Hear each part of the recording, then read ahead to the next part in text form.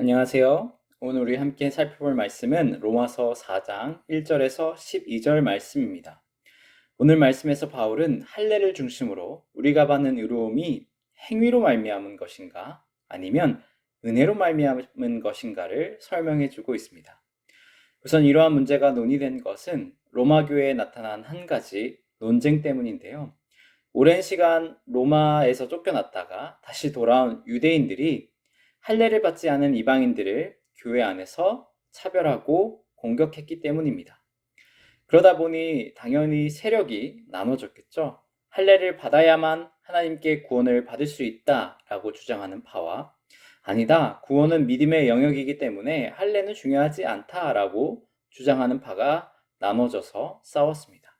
바울은 이러한 문제를 사전에 인지하고 편지를 보낸 것이죠. 그러므로 바울은 이 문제를 해결하기 위해서 모든 유대인들의 존경을 받는 한 인물, 누구죠? 아브라함을 예시로 들고 있습니다. 바울이 보기에 고집이 센 유대인들을 설득하는 것이 먼저였던 것이죠. 유대인 사회에서 가장 존경받던 인물 중 하나인 아브라함을 예시로 든 것은 설득력을 높이기 위함도 있었습니다. 하지만 실제로 그는 모든 믿음의 조상이라고 불릴 만큼 하나님의 직접적인 축복을 받은 대상이고 이 문제를 논하기에 가장 적절한 인물이기도 했습니다. 하나님은 아브라함을 믿음의 조상으로 세울 뿐만 아니라 아브라함을 의로운 자다 선언하지 않았습니까? 바울은 하나님이 아브라함을 의롭다고 할 때 아브라함은 할례를 받은 상태였느냐 아니면 받지 않았었느냐라는 날카로운 질문을 합니다. 그 답은 할례를 받기 전에 하나님이 아브라함을 의롭다 이미 선언한 것이었습니다. 창세기 15장 6절에 가보면 이렇게 기록되어 있습니다. 아브라함이 여호와를 믿으니 여호와께서 이를 그의 의로 여기시고, 하나님은 뭐라고 합니까? 그의 믿음을 그의 의로움으로 여기셨다라고 얘기합니다. 이뿐만 아니라 이 시점까지 하나님은 할례에 대한 명령을 내리시지 않았습니다. 할례에 대한 이야기는 이 시점을 넘어서 창세기 17장부터 나옵니다. 창세기 17장 10절에 가보면 이렇게 나옵니다. 너희 중 남자는 다 할례를 받으라. 이것이 나와 너희와 너희 후손 사이에 지킬 내 언약이니라. 이처럼 바울은 하나님께서 우리를 의롭게 여기는 문제에 있어서 믿음이 할례를 앞선다는 점을 강조하고 있습니다. 그러나 바울은 그렇다고 해서 할례의 가치를 훼손시킬 생각도 없었습니다.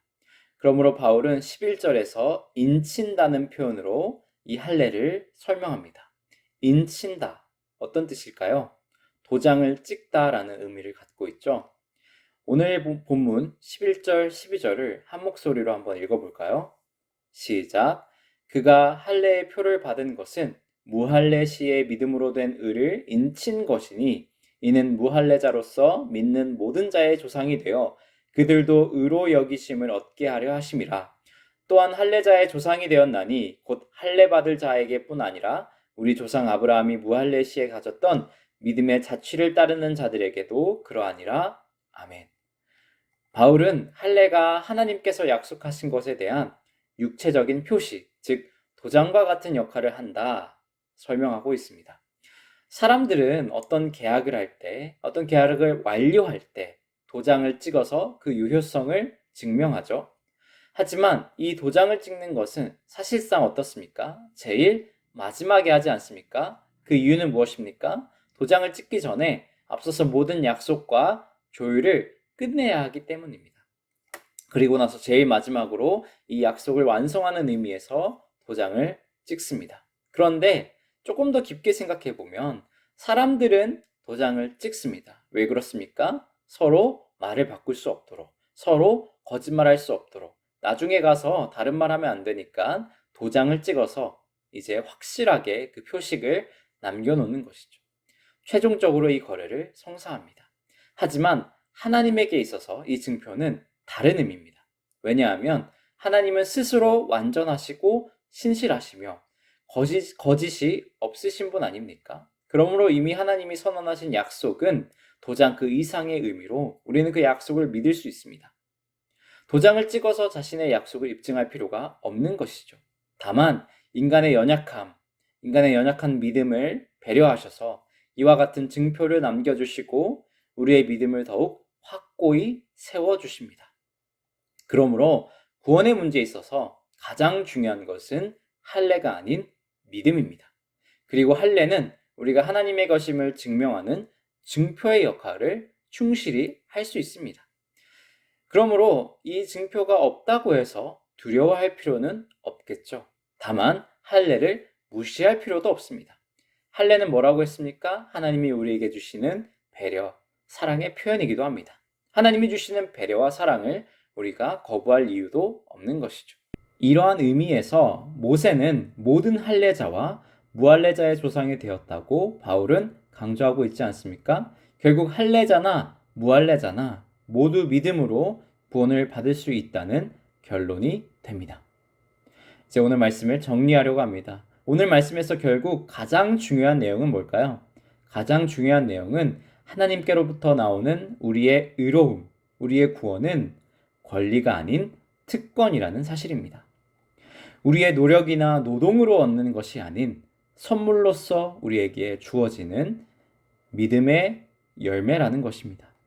우리는 살아가면서 특권을 권리인 줄 알 때 나타나는 심각한 문제들을 너무나도 많이 보지 않았습니까?